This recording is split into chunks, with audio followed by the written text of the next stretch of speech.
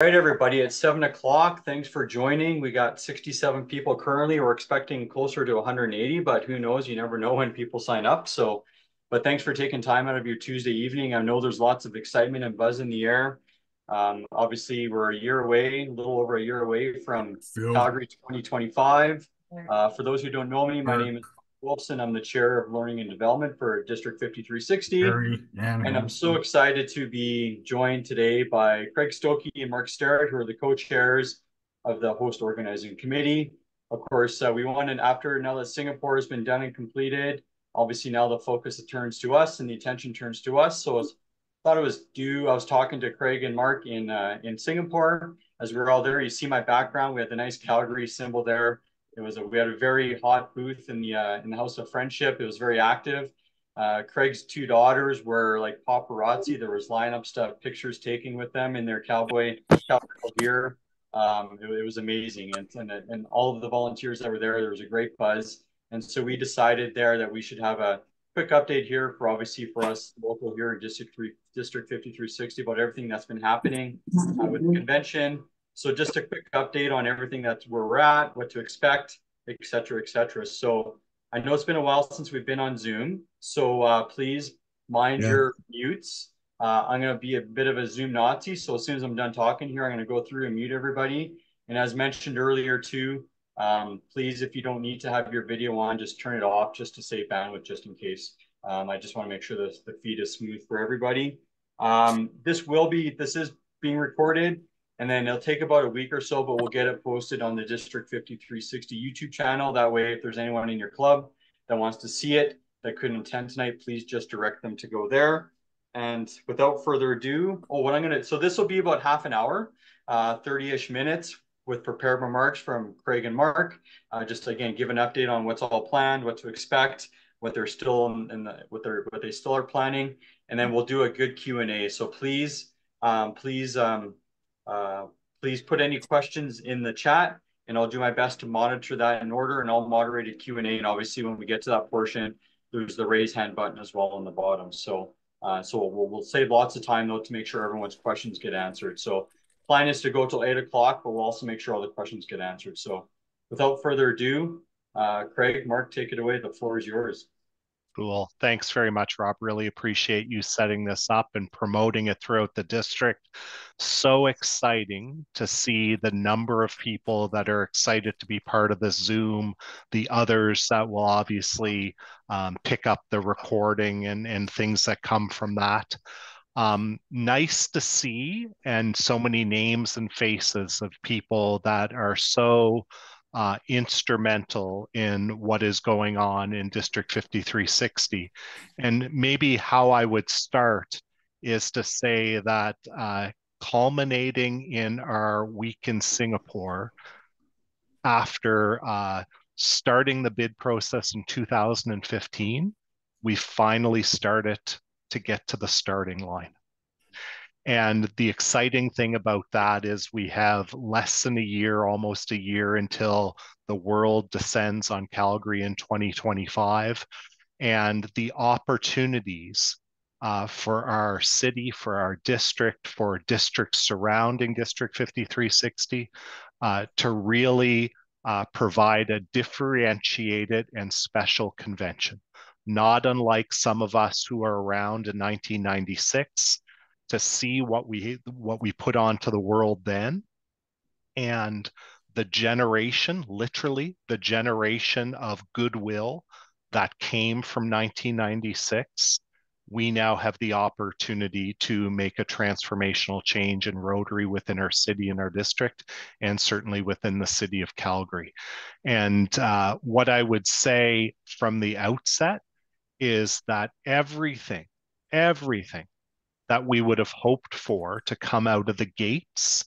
Do you want to listen? Coming out of Singapore really could not have exceeded our expectations, both from the entire team's preparation to get to Singapore, the countless volunteers from 5360, 5370 in Ontario and other places that volunteered, and the warm reception and results that we got from being a part of Singapore. One of the things that is differentiated from our Singapore experience and our preparation a year out from Calgary is that we had our website fully launched, unlike any of the other conventions to have preceded us, where we had our HOC website fully launched with all of our signature events launched, all of our host hospitality available from day one, and all of our pre and post tours, even an opportunity to get a white Smith-built hat was available at the beginning of Singapore. And maybe I'll pause for a moment and turn it over to my partner in crime, Craig, just maybe to give Craig, your impressions of what you experienced in Singapore, and maybe even to kind of go through, for the benefit of the group here, the numbers and the reason why we feel that there's been a success and a momentum coming from Singapore. Perfect. Thank you, Mark. To Mark's point, we really, in Singapore, was the first time that we were able to launch. And, you know, sort of, it seems like in the background, there's been a lot of things happening, but we haven't properly been communicating with people throughout the district, because up until we launched in Singapore, we had to wait in line and wait our turn in order to allow them to proceed with their convention. When we arrived in Singapore, right from the get-go, it was just an amazing experience. I think that we all sort of hoped that there was going to be a lot of goodwill from people that are familiar with Calgary and familiar with 1996. But I tell you, we had about 90 volunteers from across Canada who took time out of their own convention experience in order to help us out in the booth. So there was a ton of yahooing and white hats and great hospitality.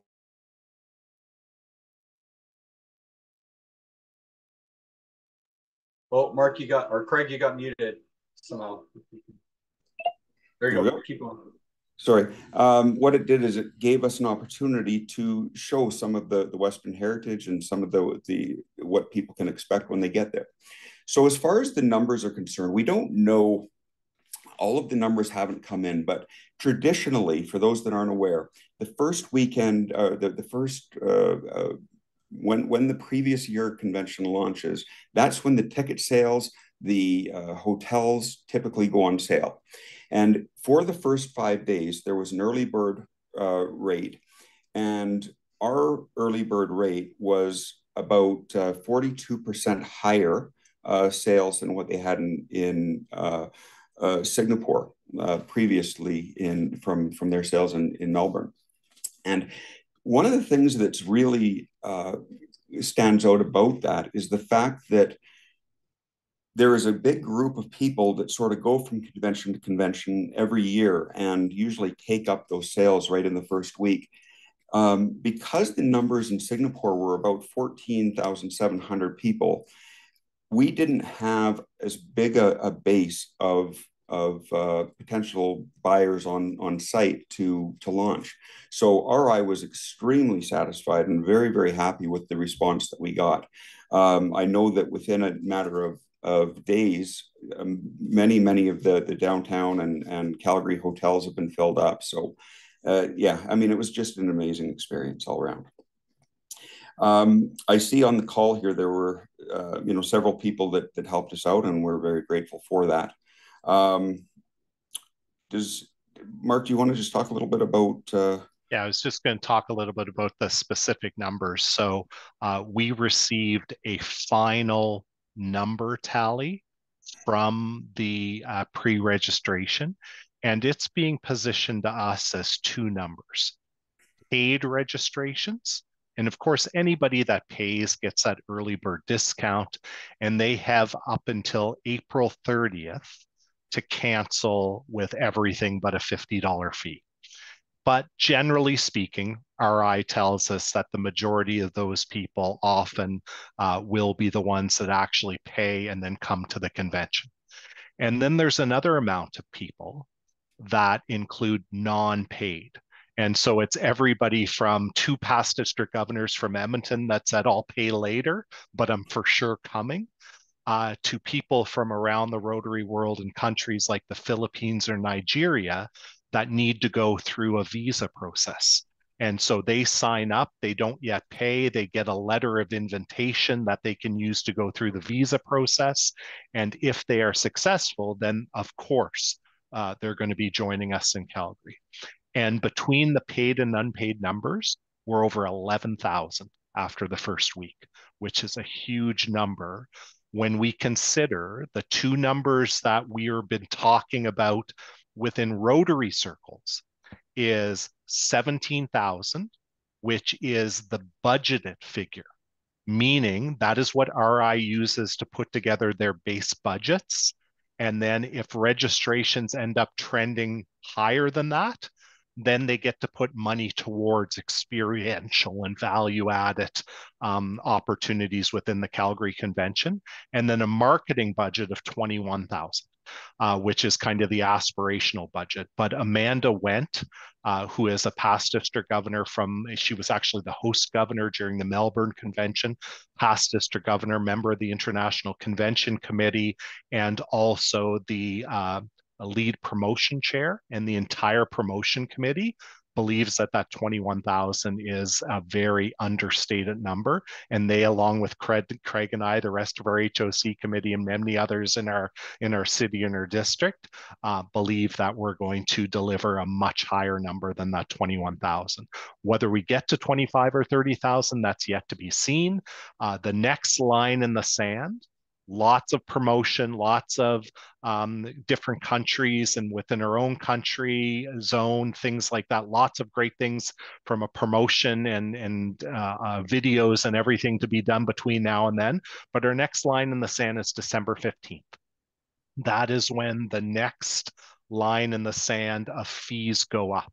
And from RI's experience, we'll have a normal kind of escalating from where we are today to where we get to December 15th. And there will be a huge increase on or around December 15th as people have that line in the sand. So maybe, Craig, if you don't have anything else to add, why don't we open it up to Rob? I mean, we didn't want to do all the talking. We wanted to be really responsive to the number of people that are here asking a bunch of questions. And so Rob would, if Craig has nothing further, would love to turn it back over to you to facilitate your questions as well as everybody else's that are coming from the Zoom.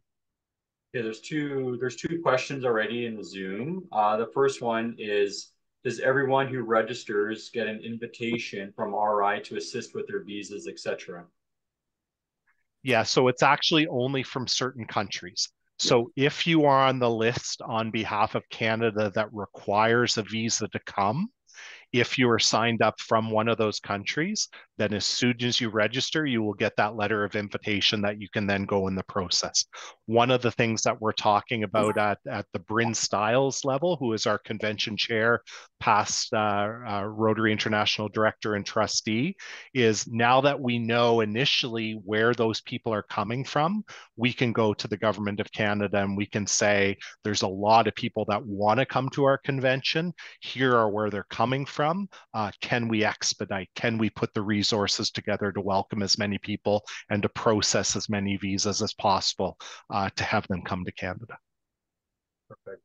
So the next question that's in the chat, and I don't know if this is a question for you and Craig, or if it's an RI convention or RI question, because I think it's related to the House of Friendship, but I would like to know how the presentations are organized, and can individuals present on international project? What are the standards? Yeah, so go ahead, Craig, go ahead. Oh, I was just going to say that basically what happens is there is an application process. If somebody wants to do a breakout session, or if they want to get the opportunity to talk about their project. Now, there will be an email address that gets that we can provide to you if you're interested in doing that. And the decision is not going to be made here over the next few months, but probably early in the fall. RI is going to be taking a look at these applications and sort of vetting it and seeing whether or not it fits within the program. Yeah, more specific to that, they're not actually going to be reviewing those until the new year.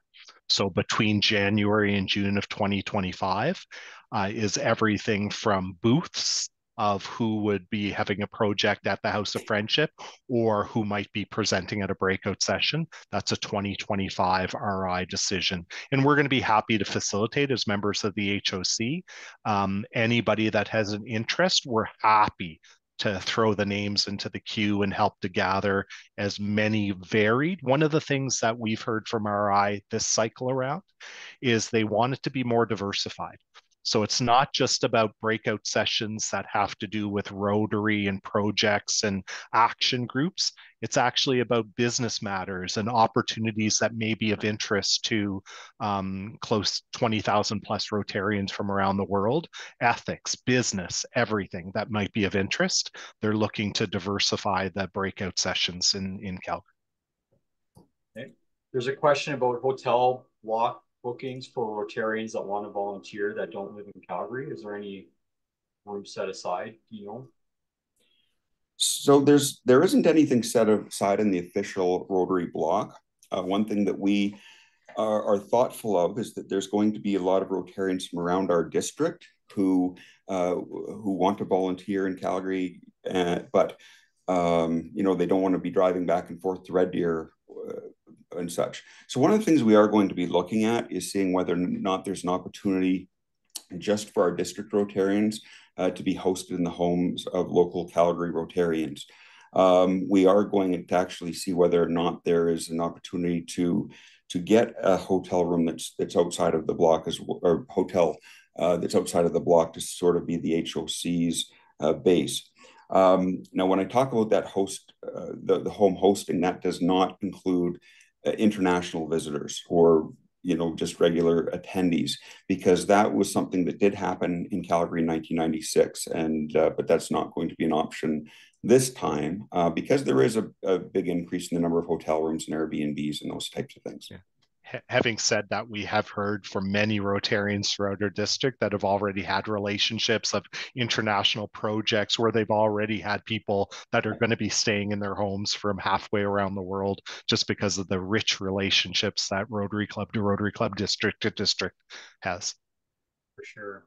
Another question from Pastor to Governor Mary Turner. Pre and post tours, are they approved now? An example, the Old College. Yeah, so there's two things that I would say to that is number one, on day one of the convention, we've been using Anderson Vacations. So all of our pre and post tours, think of it from everything from going to Banff to being part of the Rocky Mountaineer to going down to a variety of other events or other areas within Southern Alberta in terms of our UNESCO World Heritage Sites. Those are there on day one. What will be coming and will be strategically outlined are two things. We envision more day trips as we get closer, being made available to our attendees that will start popping up as, hey, we're a day before the convention, what can we do? We're going to be providing more and more opportunities for our delegates to be able to attend those. And one of the things that I'll give credit to our Rotarian Bill Quinney, from Calgary, Chestermere, Calgary West. I think he's between both places. He had an initial idea that was fully supported by one of my colleagues on the International Convention Committee. And that is to say that, can we do vocational pre and post tours? And what I will say is that there are many vocational tours, including an agricultural tour in and around Olds, that is going through the ability to get vetted and prioritized and things like that. We anticipate that potential tour, along with other tours that are of economic significance, vocational significance, that we're working very closely with Calgary Economic Development. Things like a life science tour, that they may tour our new cancer hospital or things like that. And so I think that at the end of the day, as we ramp up closer to that December 15th deadline, and that could be September, it could be middle of October, we're not going to do it until we're ready and we're able to add that value and provide it as a carrot, not only to those that have signed up to already come, but we're hopefully trying to get them to make the decision to come to Calgary based on some of those vocational tours. Those will probably be launched in the fall as we have more details surrounding all of those. Mark. Next question's from Velma Noble. Maybe, I'm sure you'll understand this question. I wasn't around in 96, so but it'll probably make sense to you. Has RI changed their policy from 96, which saw them fly in their own car to be used during the convention? Fly in their own car. Does that make sense? Or Velma, maybe you can unmute just to ask your question. Please. That was my understanding, Mark, is that they didn't want to use the vehicles that were available here in Calgary, so they actually paid to fly in vehicles, and many people were offended by that. Yeah, so no, that didn't happen. There are, for example, the Stampede courtesy cars. There are a lot of vehicles. So what Rotary does is they organize themselves for Rotary dignitaries to basically commandeer vehicles to get them from point A to B for Rotary dignitaries. Now, separate and apart from that, there will be courtesy vehicles, there will be transportation for senior Rotary leaders, but that's all going to be making use of the inventory that's available within Calgary and make contracted directly to those. So whether it's picking them up at the airport or getting them from the official Rotary hotel directly to the convention center, they handle all of that. That will be part of what RI handles. One thing just to add that may be where the confusion comes from is that Calgary is a very small city in relation to a lot of the other cities that have hosted conventions. So transportation, of course, in a town the size of Calgary, there aren't as many buses, cabs, and those types of things as there would be in a larger center. So there were vehicles that were brought in from Edmonton and all over the province in order to accommodate the transportation needs. But there wasn't, anybody that came in and said, "Geez, I'm not satisfied with the transportation that's here. I want to upgrade." That didn't happen. Okay. Next question from Sylvia Kennedy. When can the people who've signed up for the retail store hear from the organizing committee? So that is something that's pretty far down the road. So, for example, we do not yet have a footprint of what the House of Friendship is going to look like. And that's part and parcel of the timing of when RI actually cues that to organize it. But it's also because we have a brand new building that even our friends at the Stampede are trying to figure out what is the appropriate footprint from that. So there's a lot of thought going into the space that's going to be used for breakouts, House of Friendship, things like that. Once that business model gets finalized, member of our HOC Executive Committee, past District Governor Dan Doherty, it will be charged with the responsibility of working with RI to establish the business model of what that might look like from a retail point of view. And then we will be very transparent and open in terms of the availability of opportunities for many businesses to be able to take advantage of that. I would say it's probably realistic to expect some kind of communication in the September-October range. Plenty of time to be able to have retail outlets organized and put up their hand and see what that business model looks like for both the HOC and themselves as retail opportunities.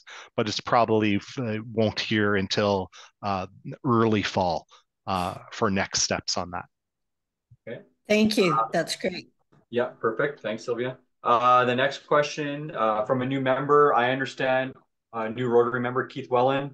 I understand RI organizes the full convention. What is planned for our volunteers to be doing? Okay.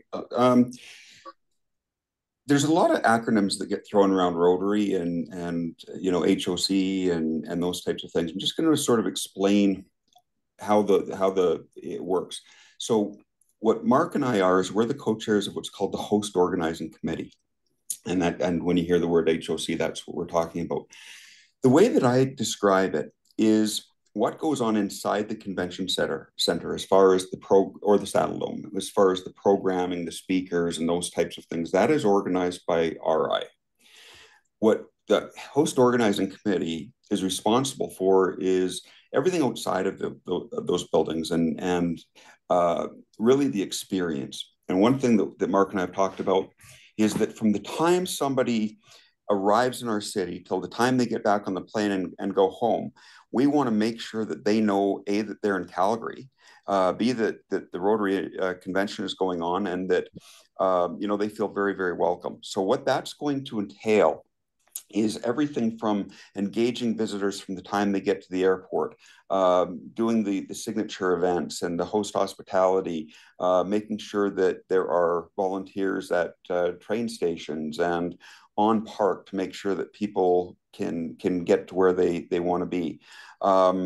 There's opportunities for setting up retail, for ticketed events, for marketing. There's a lot of opportunities. Now, what we need to remember is that some of these volunteer opportunities are going to kick in sort of as the event hits, like in June of 2025.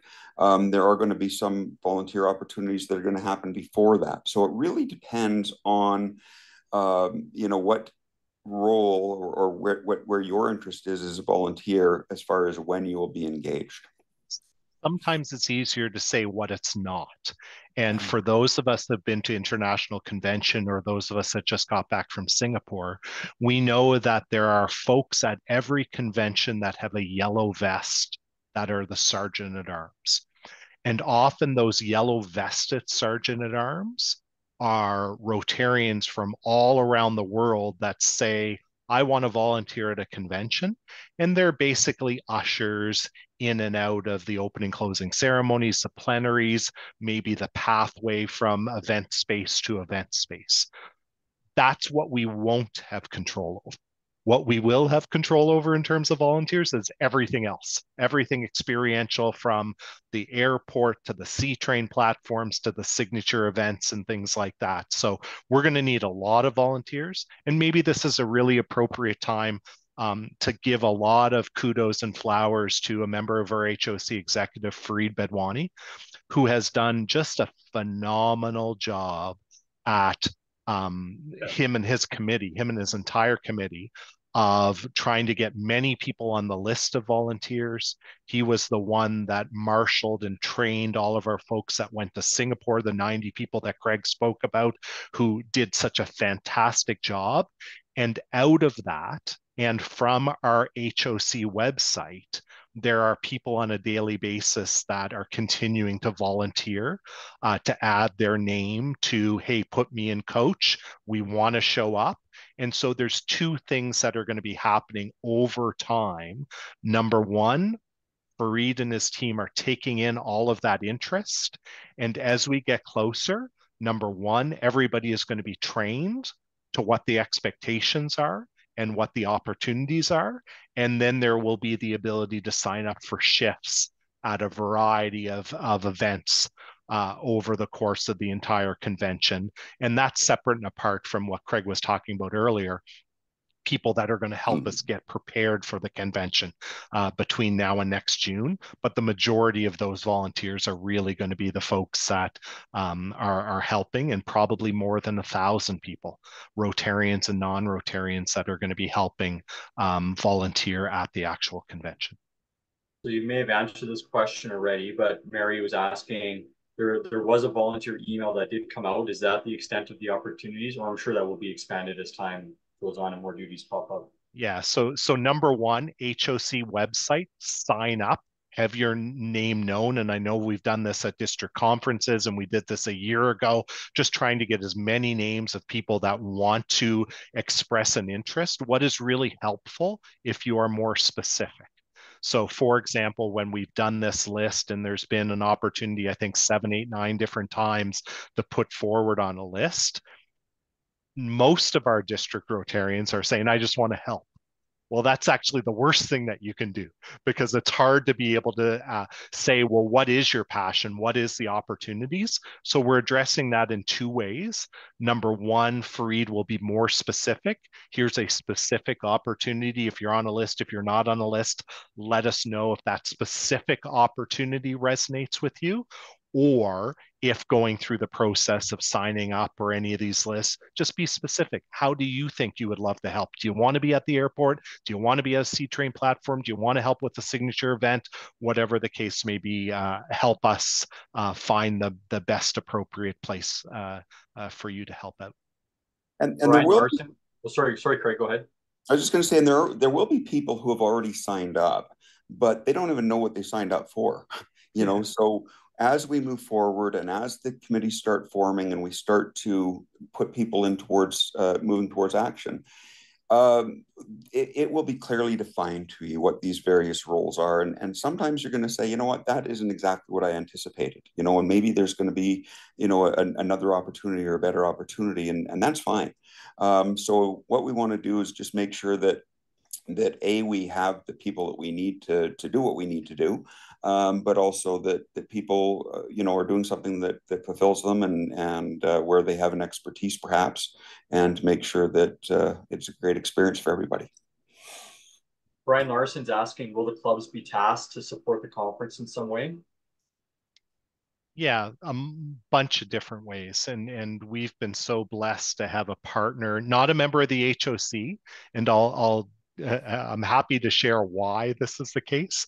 Our governor-elect, Christina Hassan, is not a member of the HOC executive. And the reason that she is not a member of the HOC executive is because Craig and I and our committee are bound by the rules of working with RI. And sometimes there's going to need to be something that we will need to do, our district, our Rotarians will need to do, that we're just going to go do and go ahead for the benefit of the convention and things like that. So from time to time, Christina will have that at her disposal to be able to have as a tool in her toolbox. One of the things that I would say as it relates to what you're asking is, first and foremost, register to be part of the convention. So being able to be a convention delegate, we know that whether it's your first convention, first district conference, a member of Rotary truly becomes a lifelong Rotarian because of all of us signing up. And it's a once in a lifetime, once in a generation opportunity for all 1,600 plus members of our district to sign up to be delegates at the convention. From a club point of view, there's a couple of different options. We have the option to financially support. Christina will not be having a district conference. We're going to have a party at the end of it. And yet, oftentimes our clubs have budgets that support sending presidents-elects or whatever to a district conference, to an international convention. Well, guess what? That money might be able to be spent to be used to invest in having a very special experience for their club members at their club, or to support the work of the HOC going forward. That's number two. And number three, I would say, one of our biggest opportunities, and will be one of the highlights of the convention, is home and host hospitality. And so we will have Rotarians throughout our district that are going to be opening up their homes to welcome a variety of 10, 12, 15 people to their house, just like in 1996. But we already know that the demand on host hospitality is going to be probably more than we will ever be able to achieve. And so one of the roles that clubs can do, whether you're the Rotary Club of Canmore, and I keep on mentioning this every time I see Rob Seeley, is that wouldn't it be great if the Rotary Club of Canmore would welcome 200 people that would hop on a bus on a Monday evening at 6 o'clock, drive out an hour and 15 minutes, be wined and dined with entertainment into the mountains in Canmore at the Golf and Country Golf and Curling Club, and then arrive back at campus at downtown at around 11 o'clock at night. Maybe 200 people can be part of that. So is there an opportunity for a club over and above an individual Rotarian's opportunity to open up their home? Is there an opportunity for a club to welcome 50 or 75 or whatever international delegates to be part of host hospitality. So lots of different ways: volunteering, registering, host hospitality, financial support, where the budgets are normally going to a district conference or a convention traveling halfway around the world. Maybe those are a few different opportunities, Brian, that clubs can support the convention. Mark, Rob, go ahead on that. Yes, I just needed a number. So 200 is a working number, and I guess this is a takeaway for us to talk about how Canmore can be involved and how many. What does it look like?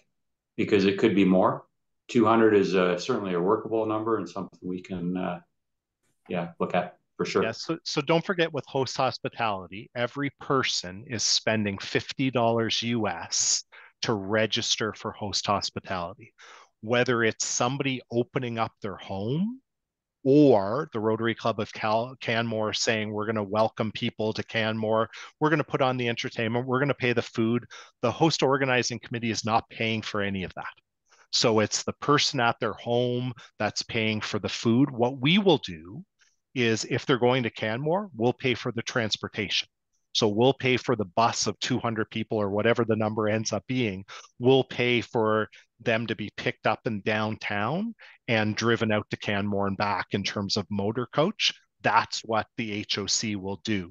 If it comes to a Rotarian or a couple of Rotarians that are welcoming up their home for 12 or 15 people, we'll arrange for them or other Rotarian volunteers to come pick them up at either the downtown campus, where we think everybody is going to be congregating, or maybe if you're hosting in the Southwest, we'll arrange for those 15 people to go on the C train to be picked up at a C train station, organized with lots of great volunteers, lots of great signage, things like that. So that's how we envision Pat Newman as chair of our host hospitality, along with the support of the partners group from the Rotary Club of Calgary Stampede Park. Lots of organization, lots of spreadsheets and people on both sides of the coin wanting to be hosts and wanting to be part of that. So this is related. Suresh was asking how many host hospitality nights are being organized. So one night, Monday, and the commitment that we have from RI is that nothing else will be on that night. So the only thing happening on Monday night of the International Convention is host hospitality. And so whether there's 5,000, 2,500, 7,500, as people sign up for that, and as of right now, even though nobody ever signs up to signature events or host hospitality within the first month, RI has told us, that doesn't happen until next year. We have 500 people already signed up to come to host hospitality already. And so we know that number is going to grow and grow and grow over the weeks and months that follow. But the idea being is that we have that opportunity to match up the need and the demand. The number could be astronomical, and we're going to do our really good best to be able to accommodate as many people that want to do that. So Bill Skiller, sorry, Craig, go ahead. I was just going to say, over and above host hospitality, we are also going to be doing 4 signature events, which are going to be the Saturday night, a grandstand show. We're going to, on the Sunday night, there's going to be 2 options, which are going to be a country event concert down at Stampede Park, as well as a New Blood event with the Civic Orchestra at Grey Eagle. And then we have the host hospitality on Monday. And then on the Tuesday, we are having a Western showcase down at the Stampede Park. And so we're going to be making sure that there's a great opportunity for people to participate. Now, one of the things that we wanted to be very, very thoughtful about was the pricing. So for an example, host hospitality in Singapore was $100 US. We're doing it for $50. Because what we want to do is we want to make sure that when people come to Calgary, they're not stuck in a hotel room. They have an opportunity to go out and experience everything that we have to offer. There's also going to be different experiential events as well. So there's going to be lots of stuff going on. Okay, a couple related questions. So in this, Bill Skinner related this to his club, Heritage Park, but I'm sure there might be other members from other clubs that have a similar thought. There's 27 messages. I haven't gone through them all yet, but in case other members are thinking. So he's with Heritage Park. He's like, well, there's nothing currently planned at Heritage Park. Will they be allowed to plan something that doesn't interfere with RI plans? Yeah, so one of the things, so two ways that we'll answer that. So number one, we know that convention delegates from around the world, they want to get together in what is called an unaffiliated event. And so these are, say, for example, I was district governor in 2000, 2008, 2009. There's 532 of us governors. How many are going to be coming to Calgary? If there's 100, well, those 100 governors in 08, 09 are going to want to get together for a breakfast or dinner. We have our Beyond Borders breakfast, which often has been people from our entire zone, 500, 600 people that get together in one location for an evening. And so there's lots of opportunities for our venues around the city from an economic development point of view and from an unaffiliated event of all these side groups that want to be done. And that is being led by wonderful Rotarian Marlene Doherty. So working in collaboration with Tourism Calgary, who has a list of venues and things like that, we said, you know what, we need a strong local Rotarian that can speak the Rotary language and knows our city. And so she's the liaison to be able to really say, hey, you have 100 people coming from Japan. Here are the best places that you might be able to do because we get Rotary and we understand what you're trying to do. And we'll connect you to Tourism Calgary, who can say, here are the venues for that. Separate and apart from that, there's a lot of people that are saying, well, can we have a speaker? Can we have an event that's happening around the time of the convention? Hard no. Okay. Anything that comes across our plate that says a Rotary Club or whatever wants to do something that quote unquote is competing or is trying to take advantage of, we want our full and undivided attention from the opening ceremonies and the Saturday night before the grandstand show through the closing ceremonies to be all focused on the convention and its programming. In addition to our signature events, host hospitality, the plenaries, the opening closing ceremonies, there's presidential lunches and major donor dinners. There's a full agenda of things that are going to be available. Sure, there's going to be an opportunity for a delegate to say, I want to go to dinner with my friends, or I want to tour in the middle of a convention. We're pushing them to pre and post tours, but they're also going to do things. I mean, even in Singapore, I mean, how many of us Rotarians decided to go for a Singapore sling at Raffles Hotel throughout the course of the convention? There'll be opportunities to do things like that for our delegates. But if a club says, I want to have an event separate and apart from what the official or what the HOC is planning, please no. That's going to be our strong suggestion that we don't get involved in those types of things. $39 of pure sweetness. That's Singapore Sling Raffles. So I know, Craig, you mentioned already the First Blood event at Grey Eagle, but there's another question about how will our First Nations and Indigenous neighbors be involved in the convention, which is a great question. Well, we're very, very thoughtful about that from a couple of different directions. The one is that we don't want to bring them in as a in an unauthentic way. We're not trying to bring them in to just be a prop or an act. We want them to really become involved in the convention, to share their culture, to be a part of some of the decisions that are made as far as how their culture gets presented. But there's been a lot of talk about the First Nations and how we can bring it into beneficial for everybody. So those conversations are going. Just a couple of other things to add. We know that whether it's entertainment in the House of Friendship or integrating First Nations into all of our signature events, Mark Ambrose, who leads our signature events, it's really front of mind in terms of making sure we have a diverse, authentic experience. But what I'll also say that's really important that we didn't know. So we have a lot of people in our district that are really focused on making sure we do that right, is I'll say first of all.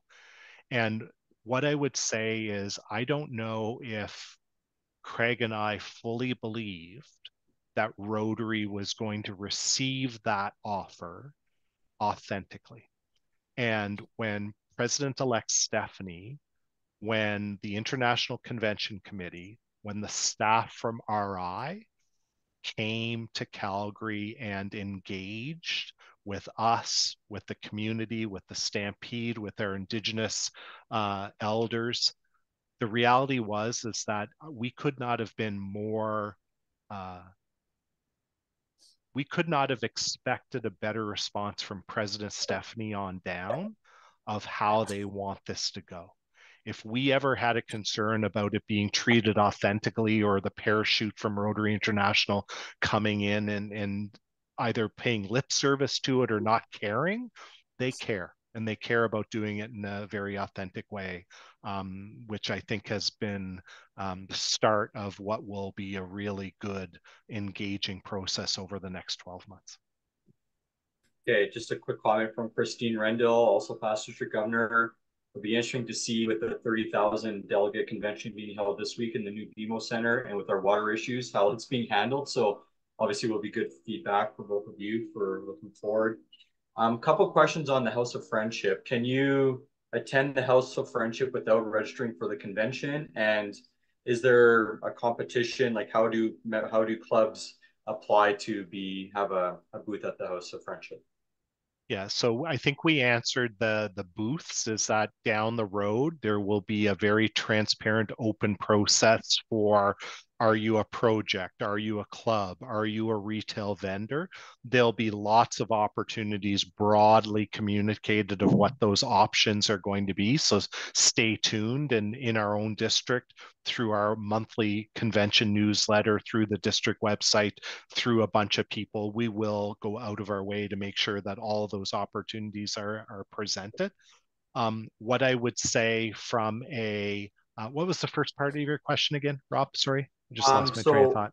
Yeah, can you attend the House of Friendship? Yeah, sorry, thank you for the convention. Appreciate that. So one of the things that we talked about at the International Convention Committee that ended up getting approved is that there is going to be a Saturday only House of Friendship registration. Okay. So we're thinking of that, not so much for Rotarians that are going to be part of the convention for the whole week and things like that, but is there an opportunity? Will there be an opportunity, not unlike sneak a peek in terms of the Stampede? Is there an opportunity the day before, I think it's for $50 US, that somebody can have a House of Friendship pass on the Saturday? That will be available, and that's part of the registration package. Whether you're a member of the community or Rotarian that for whatever reason doesn't want to register for the whole convention, there is a Saturday only House of Friendship pass that will be available.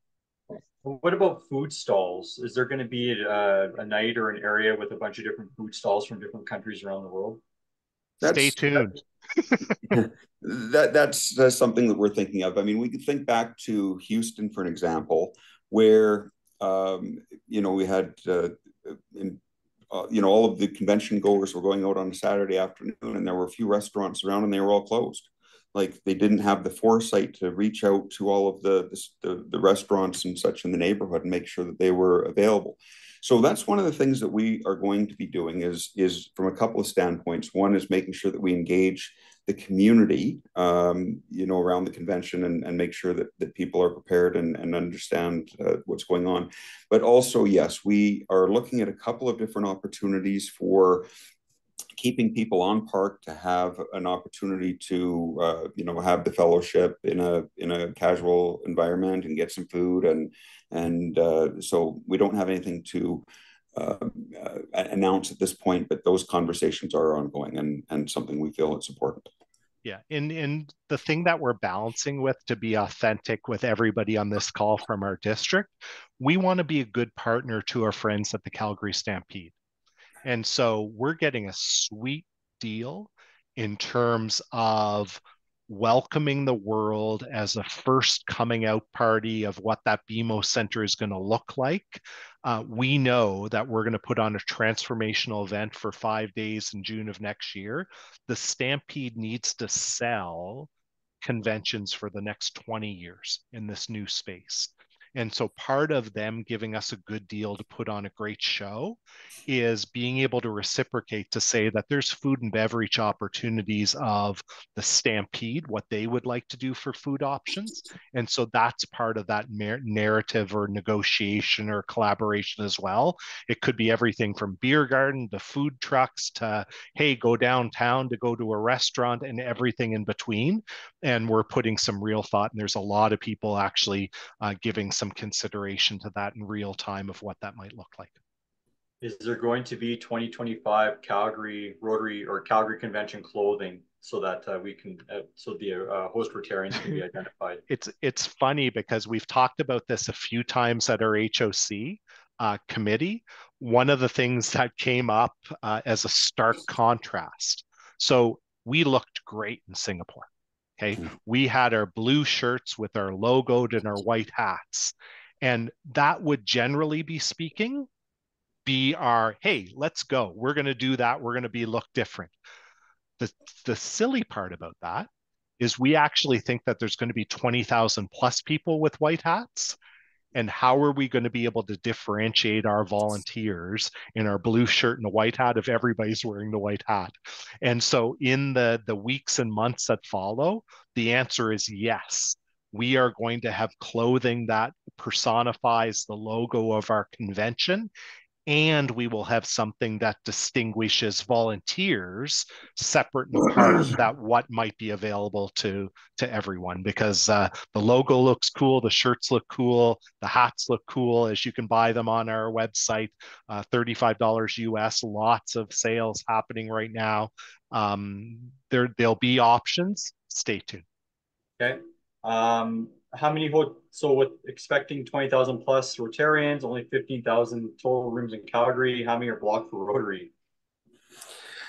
A big chunk of them. Basically what happened is when Rotary came in and put out initially back in 2017 when we did the bid, a request for interest was sent out to all of the hotels, and they were completely overwhelmed by the response. This past October, they went and they finalized all of the contracts. And yes, if you look down the block, most of the major hotels are part of our block. There's a few that aren't, like I noticed that the Westin wasn't, and there was a few that wasn't, and it's up to the hotel to decide. What we do know is that the hotels and the transportation, again, Calgary is a smaller city, and we don't have the luxury at this point of a lot of other cities. So our guests are going to be spread out throughout the region. And we're going to, if somebody does stay in a Rotary block, then they have the benefit of dealing with Rotary transportation and those types of things. If somebody goes to an Airbnb or they make a hotel reservation on their own, they are pretty much having to find their way down to Stampede Park. Having said that, every registrant does get, along just by showing their badge, they do get free public transportation through Calgary Transit. So yeah, hopefully we'll be seeing a lot more hotels built around the convention center and the Stampede, but that is a limitation that we have right now. The other thing that's important to note is that, and we heard this from RI, is our friends at RI have told us from their experience in conventions of cities happening around the world, it is beneficial from a Rotary delegate, international Rotarian point of view, to register at an official hotel. And the reason, not only because those hotels and the Hotel Association has been very supportive financially of the convention, but also because Rotary stands behind the bookings that are made through the official hotels. I personally spoke to at least 20 people that have already booked accommodations on Airbnb when I was in Singapore.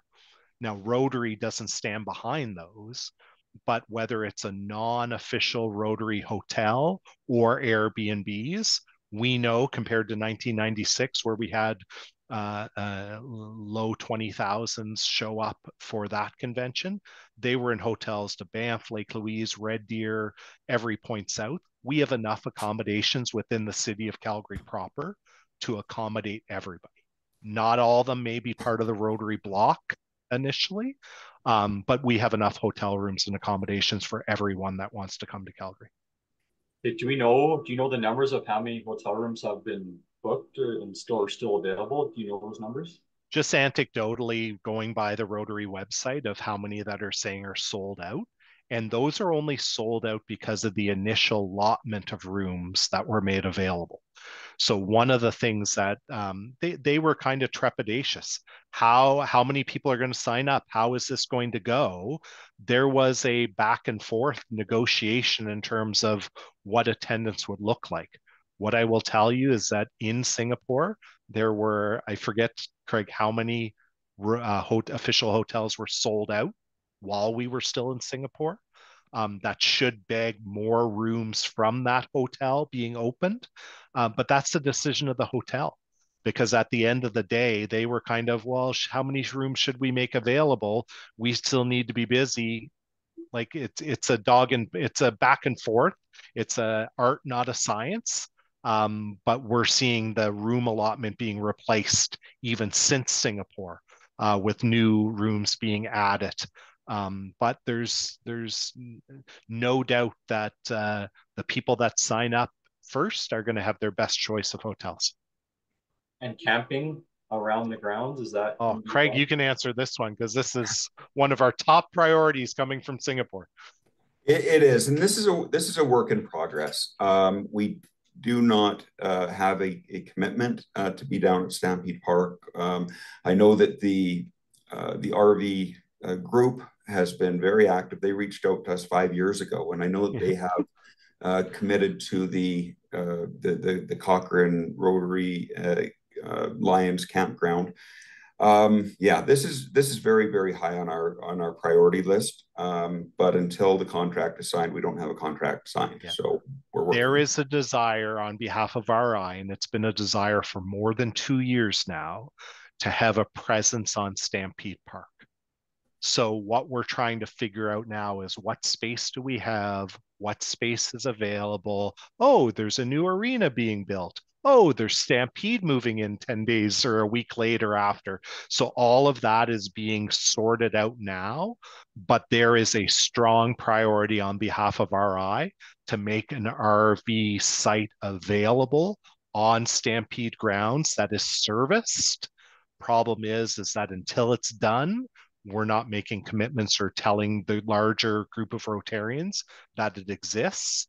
But as soon as we know, everybody will get promoted. And I bet like within 48 hours, it'll be sold out.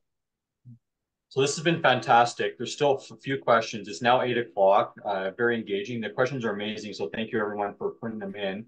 Craig, Mark, do you have another 20 minutes? We can get through the questions. Is that okay? Happy to continue. Yep. Okay. And obviously anyone else, if you need to sign off, I know I said till 8 o'clock, so obviously feel free to do so, but I'll keep going here and see and try to get through them. So past District Governor Martin Parnell, will this be a net zero emissions and zero waste convention? So again, go ahead, Craig, and then I'll add at the end. Well, I was just going to say, again, this is something that is very top of mind for us as well as Rotary. Now, what we have to recognize is that we are moving, we have partners in the Calgary Stampede, we have partners in the Scotiabank Saddle Dome, that we can, both of those organizations are very, very conscious about the environment and being net zero. So to answer the question, it is something that there's been discussions. There's going to be more discussions. I know that the Canmore Club has expressed a lot of interest in being leaders on that. And now that we're through Singapore, we're going to be able to do some more follow-up on that. The last thing that I will say, and it's the same answer I gave in terms of our Indigenous interactions, the authenticity of RI leadership and RI staff on this is very noticeable. When we've had them taking tours of the hard hat tour of the Stampede, the BMO Center, or the Saddle Dome, they were actually looking at the recycling bins and how the garbage, if anybody's been to the Saddle Dome, you know how it's like black, green, blue in terms of they were taking pictures of that as a demonstrated, how can we take advantage of this? We know they're going paperless from a program point of view in terms of that commitment. So there's an authenticity. I don't know where we will end up in terms of whether it's fully net zero, but there is an authentic approach that I think us as Rotarians in Calgary and in our district can we be really proud of. Yeah, these are two related questions, I think. Who's organizing the Grandstand Spectacular, and how will that show differ from the Stampede Grandstand show?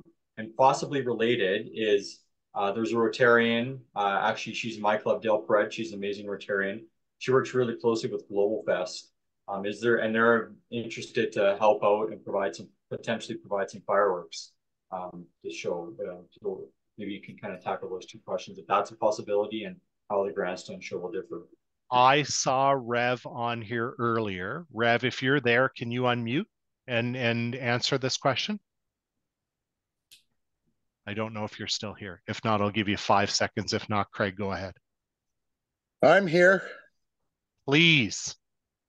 And this is Mark Ambrose, who is he's on our HOC, and he's looking over all of the signature events. Well, thank you guys. And so far, just a terrific conversation created here in presentation.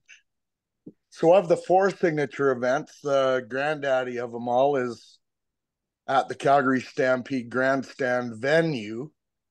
It will not be a Calgary Stampede Grandstand show as such, but it will include, our vision will include Calgary Stampede Show Band, world famous show band, will include Indian relay racing, aptly named by the people who put it on,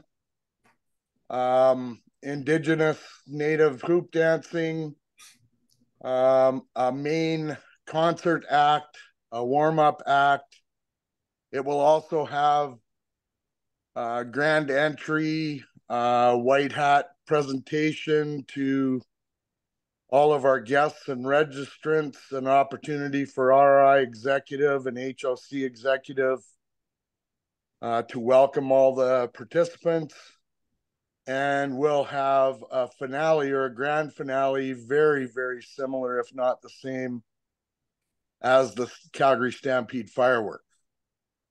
So we have a vision, and we're at the point now where we're working on contracts and going forward with who those acts and artisans, musicians, etc. will be for the final show. Mark, just one gap, just because the lady who asked the question talked about Global Fest. Can you talk about the relationship that you have with CADA and how our arts presentations may, and this is not just to the grandstand extravaganza, but maybe in general, what it will be like to highlight some of our arts community? Absolutely. So one of the very first things we did was we met with Patty Pon and Calgary Arts Development Authority and their management team and production staff, etc. With, I guess the idea was to present our vision of the event and how inclusive it was going to be with the Indigenous community and local artisans, very diverse, in keeping with Calgary and Southern Alberta, Western heritage and values. We want to present the very best that Southern Alberta and Calgary has to offer. Their participation level, and I'm happy to say that Calgary Arts Development Association or Authority has set aside $100,000 to be put towards this event. some of it directly in cash, and in addition, expertise, etc., to help in the production of the program. So I think the vision is really coming together to be very, very inclusive of that very strong arts community. It also includes the option for Calgary Arts Development Authority to make available space to Indigenous artisans in various venues around Stampede Park to show their culture, sell their crafts, etc., in a way that, like Mark and Craig have suggested earlier, isn't a prop, or it will be very authentic. And I think we have some issues with, getting all the proper audio, visual, etc., but we're going to have a first-class show, and it's evolving, has been evolving for 3 months and will certainly continue to. Great. Thanks, Mark. Back to you, Rob. Yeah. So can people sign up for these events already, and where would they go to do that? So HOC website, Rotary Calgary, sorry, I want to get this right, especially when it's being recorded. Rotary Calgary 2025, all one word.org. That is our HOC website, which is the place to sign up if you want to host for Host Hospitality. It's the place to sign up for any of the signature events, and it's also the place to be able to register to be a volunteer. So a one-stop shop for not only our international delegates that are registering on the RI website and registering and signing up for a hotel can switch over to our website. Both of the websites point to each other, but also as members of our own district, things to be able to do. RotaryCalgary2025.org. Perfect. Mark, could I add something just briefly?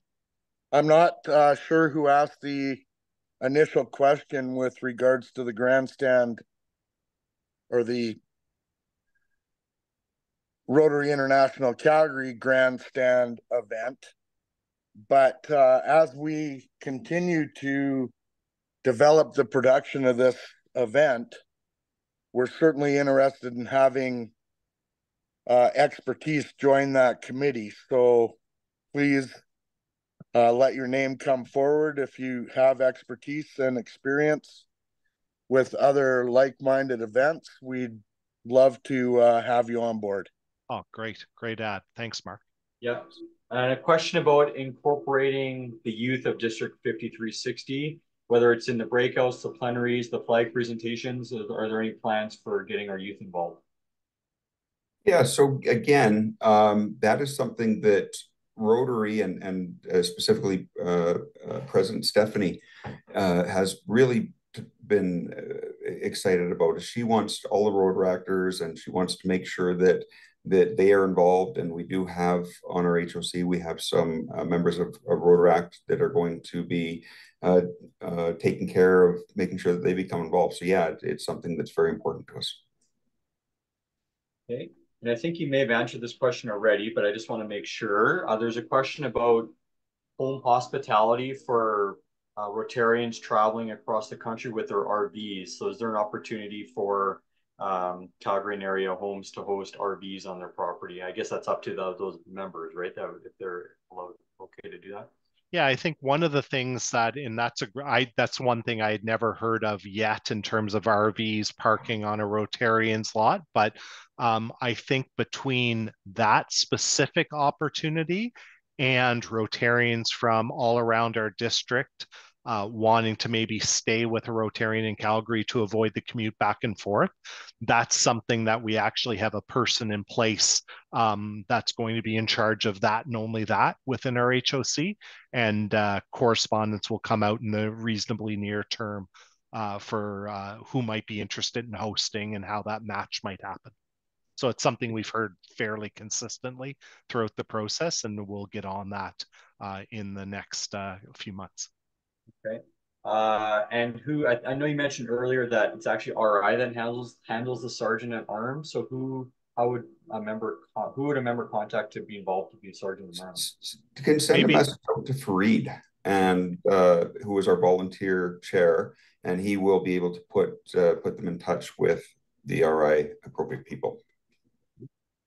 Which night is the zone? Sorry, go ahead, Mark. Go ahead. I was just going to say, I see Fareed's on the call. Welcome back, Fareed. And thank you for all your good work. And don't know if you're here earlier in the call. But yeah, whether it's our own volunteers or the conduit to those sergeant at arms, Fareed's your man to help organize that. Absolutely. Okay. And where do registrants sign up for home hosting and others? Yeah, where do new registrants sign up for home hosting? All on our HOC website. There's two options under home hospitality. One, if I'm a delegate, want to sign up to go to an event. And on the right or left side of that are those in our district that actually, whether you're a club or an individual wanting to opening up your home, there's a web form and a button that you can push to go into that area to express your interest as being a host. Okay. Do we know which nights are the zone 28 and 32 dinner? Nope. Okay. Still in negotiation. We're guiding them towards a breakfast though, because all of the evenings are jam-packed with other things. And so in Singapore, we were talking with a lot of the people that are helping to organize that in zone leadership. And as soon as they know, we know, everybody else will know. Are there plans to showcase the Rotary House on Stampede Park? Oh, Craig? Yeah, so that is, again, the all of what's going to be laid out and where the breakouts are going to be and what events are going to be held in the various buildings is still being worked out. But yeah, I mean, I think that it just makes sense that anybody that walks up to towards the new BMO Center, they see Rotary House, they're going to be poking in the windows and they're going to be looking around. So we want to see if we can do something that would open up to give people an opportunity to see inside Rotary House, as well as, you know, there's different ideas going around, like maybe you know, putting pictures of some local events. There's a lot of discussion around that. Ultimately, it's RI that makes the decision, not us, but we have definitely put in our input. Perfect. Mark, this is actually probably a question for you. Just the same lady about Global Pass. Who should they contact about seeing if there's any synergies there? Maybe you can put it in the chat, or if you can just answer the question. Yeah, so Mark Ambrose, who is mark.ambrose at Rotary Calgary 2025.org. Mind just typing that in the chat, Mark? Oh my goodness. Sorry. Mark, Rev, put it in the chat, your email address, please. There's a question about social media. Will there be free cell phone coverage or social media so international friends can find each other? So what there will be, is there's going to be free internet throughout all of the venues. What we find is that a lot of the convention goers, they use WhatsApp to keep you connected, and I think that that's kind of what most people will be doing. Perfect. I'm just scanning. I think I've got them all. Doug, your hand is raised. Go ahead. If you can unmute, you can ask your question. Sorry, I was just typing too. I have to unmute. You're good. You're good. You're unmuted. Go ahead. Okay. The information I have from the past district governor of, I guess it's now 7815, is that the zone dinner is going to be June the 22nd, which is a Sunday. The site yet undetermined. That was as late as 3 days ago, so I'm not sure where they are in that discussion. Yeah, news to me. I've been in contact in Singapore and since with a bunch of people trying to figure that out. The 22nd from a Sunday point of view which does not have, that has 2 signature events on it. So whether or not you're going to get 500, 600, 700 people from the zone when there's 2 competing evening events, don't know if that's going to work. Can I get your email address and I'll just make sure you're copied on the correspondence. Sure. mark.starrett@rotarycalgary2025.org. At rotarycalgary.25.org? Yes, sir. Okay. And I think here's a great question. Then I think this may be the last one, maybe one more, then we'll wrap this up. For those who have filled out volunteer preferences, how do they find out where they get slotted? Fareed? Yeah, well, a couple of things I want to mention. The slotted will not take place before like 2 months, probably prior to the convention itself. But I also wanted to clarify the difference between hosting people for the host hospitality night and the volunteer. A lot of people have signed up for the volunteer thinking they want to host people. So I just want to clarify there's a difference.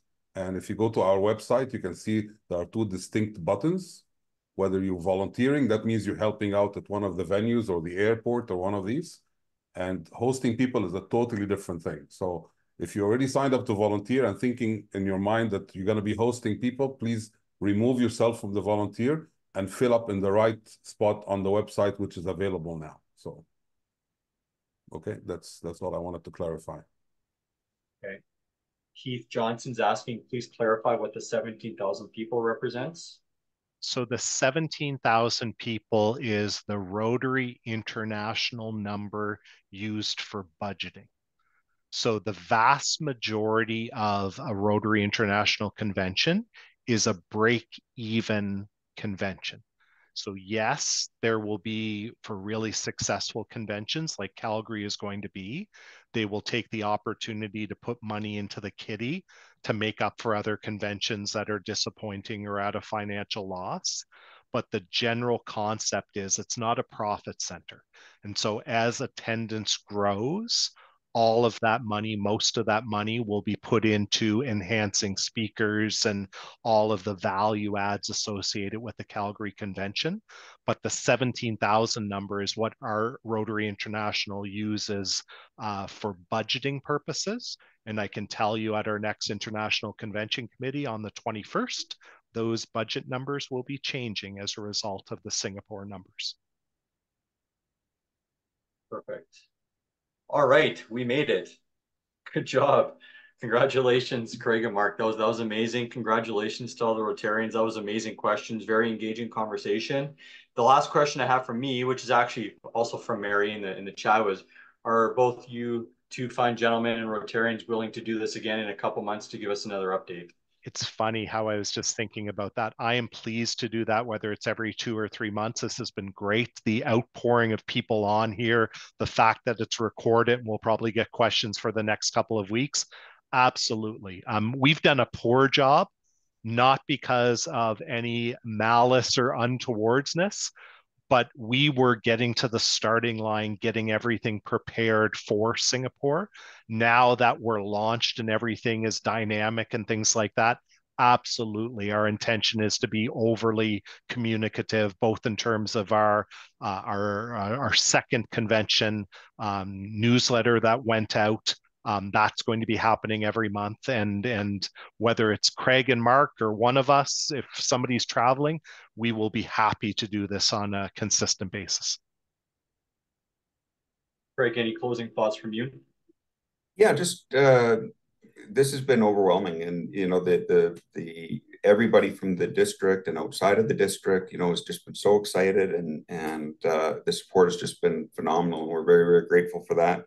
One thing that would be helpful for us is one of the ways that we want to communicate to the clubs is through a convention champion. So basically, what we do know is that sending out emails isn't the most effective way to get